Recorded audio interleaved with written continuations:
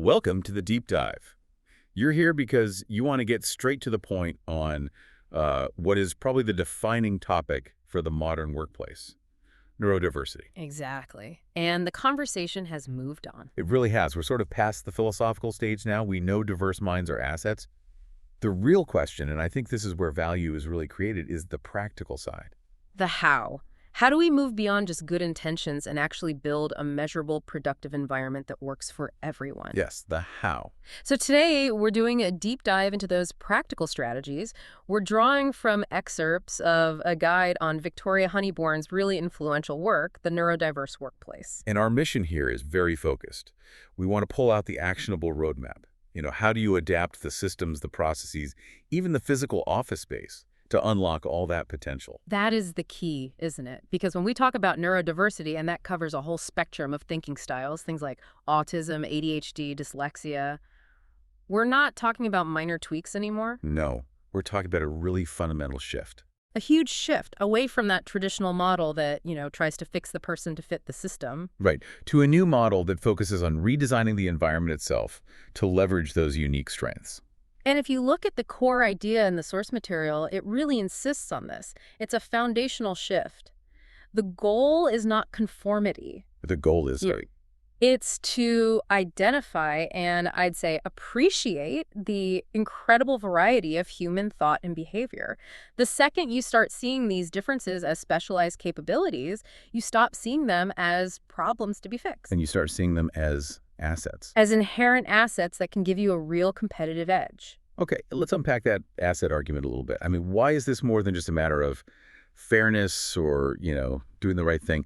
What's the tangible business case here? Well, it's fascinating because the advantages map directly onto business needs. Organizations that are actively recruiting and retaining neurodivergent employees, they report measurable increases in innovation. Okay, so actual innovation. Yes, and sustained creativity and often really superior problem-solving skills, especially in complex sort of niche areas. And that's because the strengths come directly from the neurological differences themselves. Exactly. They aren't separate from them. They are a result of them. Can you give us a concrete example of that? Because I think that's the high-value insight people need. We can't just lump everyone together. Absolutely. So let's take individuals on the autism spectrum.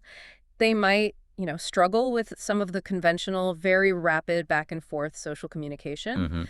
But at the same time, many of them show just exceptional skills in pattern recognition, attention to minute detail, and really deep, sustained focus. Which makes them perfect for certain roles. Perfect. Roles like data analysis, quality assurance, cybersecurity, complex coding, where those very skills are absolutely essential. A typical employee might just get fatigued or overlook the nuances. Or you could look at the other end of that spectrum, something like dyslexia. A great example. Traditional academic settings might penalize differences in processing text. Right. They often do. But many people with dyslexia show just phenomenal visual and spatial thinking. Which translates directly into excellence in fields like engineering, design, architecture, any field where seeing the big picture and mentally manipulating concepts is what matters most. So the takeaway for you, the listener, is that your organization has to get past these generalized labels. It's all about the individual's unique profile, understanding the specific individual requirements and strengths. Yeah. That is what lets you optimize that person's contribution. And it shifts the whole focus away from what someone can't do to what they can do exceptionally well. Precisely. Once you've made that philosophical shift, then you have to get to work on the practical stuff, the legal and physical structures of the workplace. And this is where it gets really granular, moving from the idea to the actual measurable adjustments. I mean, what are the baseline duties for an employer? Well, the sources underscore that employers are legally bound to uphold anti-discrimination laws.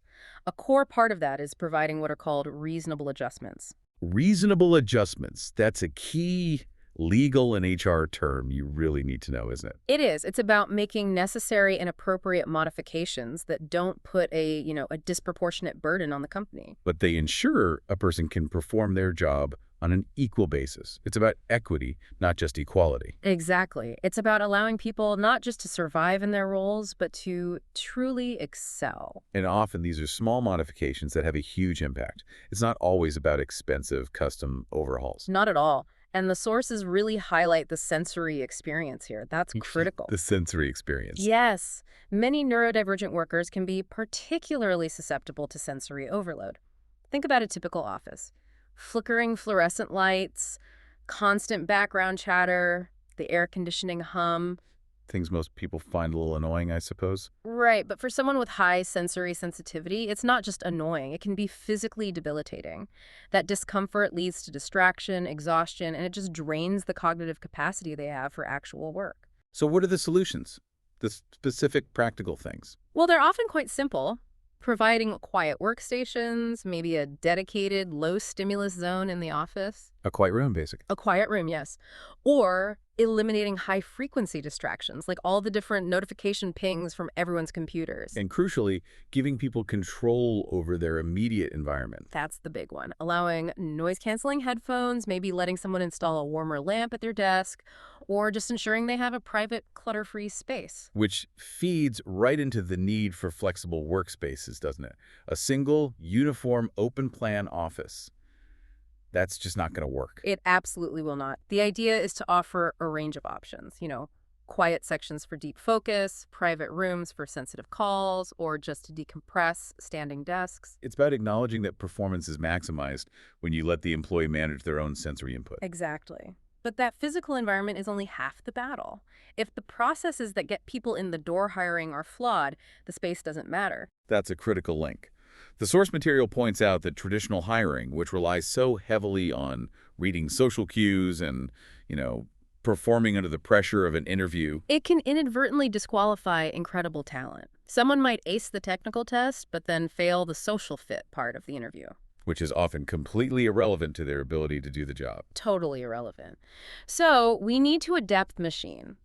The hiring process needs to focus squarely on verifiable talents and competencies. So what does that look like? It means moving away from relying only on that high-stakes conversation. Instead, you use skills-based challenges or maybe a structured work trial. Like a pre-interview assignment. A pre-interview assignment is a great example. It lets the candidate show their true abilities in a less stressful, more focused way. The goal is to let the talent shine through, not get blocked by unnecessary social hurdles. And then once that talent is in the door, the adaptation has to continue with communication. Of course. Communication is the engine of any company, but we have to recognize how differently people process information. So for many neurotypes, especially those with differences in, say, working memory, breaking down complex jobs into smaller steps is critical. It's paramount. It reduces the uncertainty that can cause a kind of cognitive overwhelm or paralysis.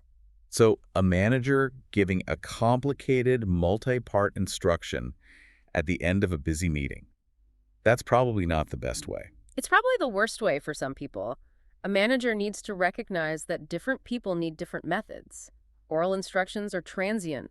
They're easy to forget or missequence. Whereas a written memo or a visual flowchart, it provides a permanent external anchor for their working memory. That flexibility in how you deliver information is absolutely key. And the sources really stress that companies shouldn't just be reactive. They should have policies that are proactive. That's the sign of a truly mature, inclusive organization. Proactive policies anticipate needs instead of waiting for an employee to have to spend their own emotional energy constantly asking for help. So what are some concrete examples of a proactive policy? Well, aside from sensory-friendly spaces being a standard option, you could have adjustments to performance reviews. How so? Traditional reviews can sometimes penalize behaviors like struggling with eye contact, even if job performance is stellar. Proactive policies make sure that performance is judged on output and competence, not social conformity. That makes sense. And things like flexible work schedules being pre-approved. Exactly. Or having core hours. That way, employees don't have to formally request modifications every single quarter. It's just part of the system. And that kind of support, it has to tie into the overall culture. This isn't just an HR mandate. It's not. It requires raising awareness and providing continuous training on neurodiversity for managers and staff. It's about fostering an environment where these differences are seen as normal, not as some kind of exception. It really connects all the dots, doesn't it? Yeah. From the physical space to the hiring process, all the way to management just getting it. Understanding the underlying mechanisms, Yeah. Yes. Okay, so what does this all mean for the bigger picture? We've focused a lot internally on employees, but does this asset-focused mindset stop at the break room? It absolutely must not. The sources are clear that this has to extend outward to your external engagement. You have to recognize and serve your neurodivergent customers and clients. Because if your business is only designed for the statistically average client, You're missing a huge portion of the market, and you're likely creating frustrating experiences for them. so that means rethinking how we present information externally. A cluttered website, complex forms, customer service scripts with confusing jargon. All of those are barriers. Barriers for neurodivergent clients who might thrive on clear, succinct, visually organized information. So providing information that is simple to understand becomes a real competitive advantage. It does. And training customer service teams to be patient, to be flexible, to recognize that some clients might need more time or prefer written communication over a phone call. And at the end of the day, all of this, from hiring to the client experience, it all comes back to committed leadership and genuine cultural change, Yeah. right? This can't just be a side project for HR. It cannot. A neurodiverse friendly workplace requires a culture of, I'd say, profound acceptance and deep understanding. It's not just about rule. So leaders have to champion it publicly. They have to champion it, they have to allocate resources, and they have to hold their managers accountable for inclusive metrics. Their dedication really sets the tone for the whole company. And it's an ongoing journey. It's not a destination you just arrive at. Never. It requires consistent training, mentorship programs, regular conversations about neurodiversity to keep the awareness high. It ensures the momentum doesn't fade. So if we boil it all down, the final major lesson seems to be that a healthy, inclusive culture benefits everyone. That's it. When you solve for the needs at the edges of the cognitive spectrum, you almost always make things significantly better for everyone in the middle. The whole organization becomes more robust and resilient. And that brings us to the end of our deep dive. We've gone from reframing differences as assets to implementing specific physical and procedural changes, like quiet spaces and adapted hiring, and finally to driving real cultural change through committed leadership. So here's a provocative thought for you to mull over. If providing specific, flexible accommodations like recorded instructions or quiet workspaces leads to demonstrably better problem-solving and innovation for an organization, what other areas of your business or even your life might be suffering right now because you're enforcing a rigid one-size-fits-all system? A system designed for an average person who, statistically, doesn't actually exist. It's a compelling thought that challenges conformity in every aspect of our work and lives. Thank you for joining us on this deep dive.